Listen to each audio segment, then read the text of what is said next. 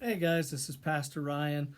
I just in my office today, and I know I've shared this with some of you at the last business meeting, but I just wanted to take a few moments to clarify kind of my thoughts on in-person worship, as well as kind of what's guiding me during this time and trying to make the right decisions. And I guess maybe the best place to start is the same place I started at the business meeting, and that is just asking for for grace, asking that you would continue to be understanding and patient as you have been, knowing that none of us knows the right answers to what we're supposed to be doing right now.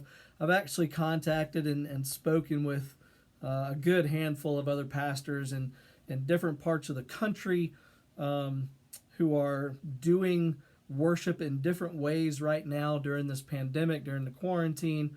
But every single one of them, the one thing that they had in common was that they would tell you, "I have no idea what the right answer is," and I'm right there with them.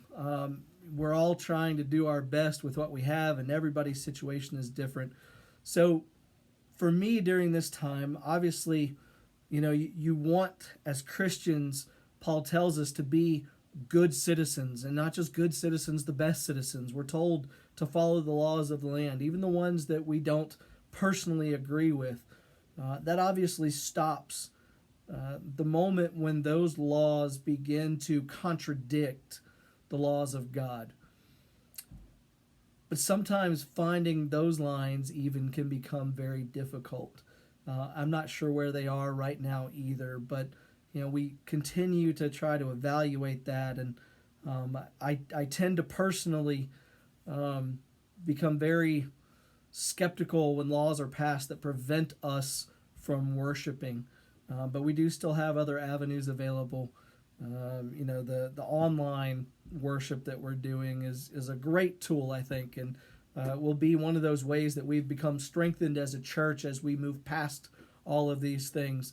But it's no substitute for the in-person fellowship that is necessary for disciples of Christ. We are called to be people in fellowship, not only with God, but also with each other.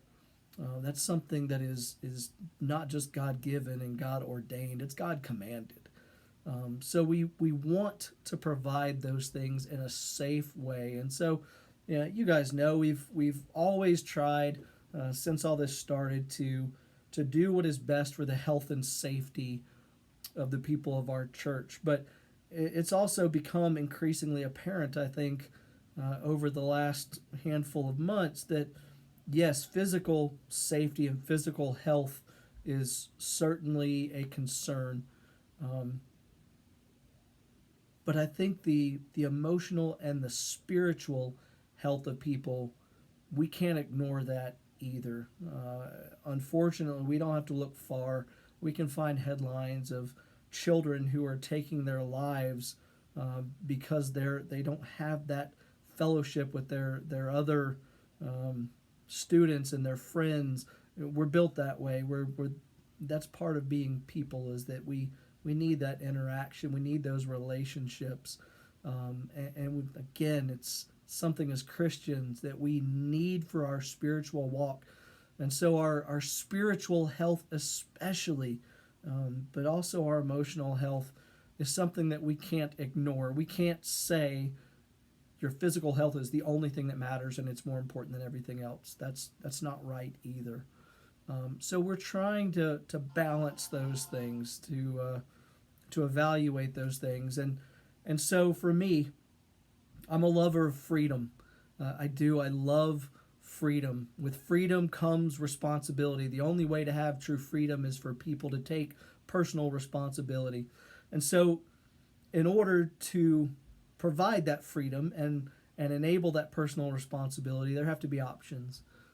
For me, my stance right now and the way I'm going about things, until I find a better way or whatever, is to try to provide those options for people. And in-person worship is probably the biggest and most immediate example.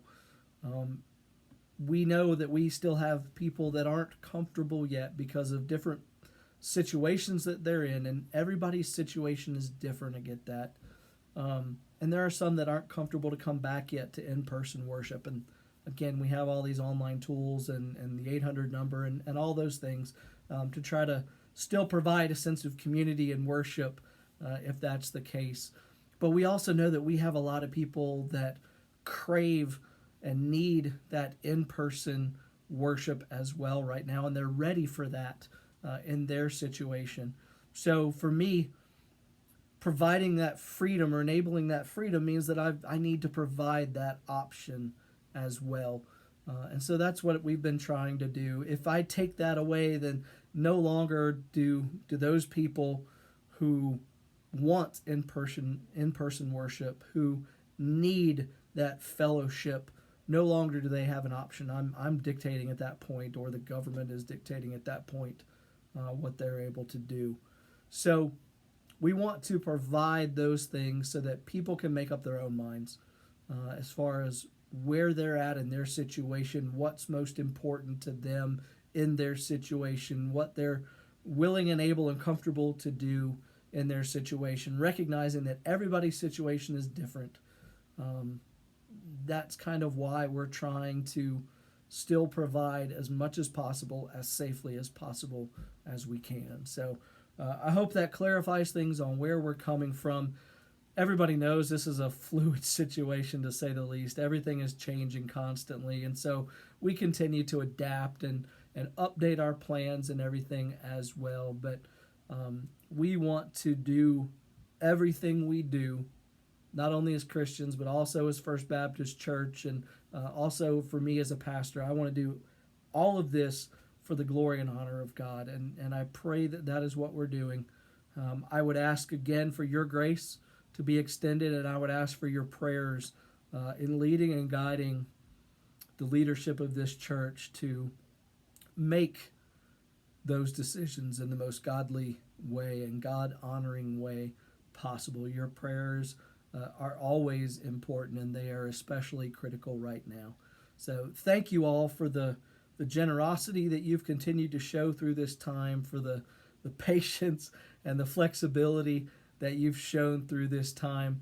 I remain convinced that we will come through this stronger than ever, that we will have learned lessons and grown as followers and grown as a church in ways that will only benefit us as we move forward.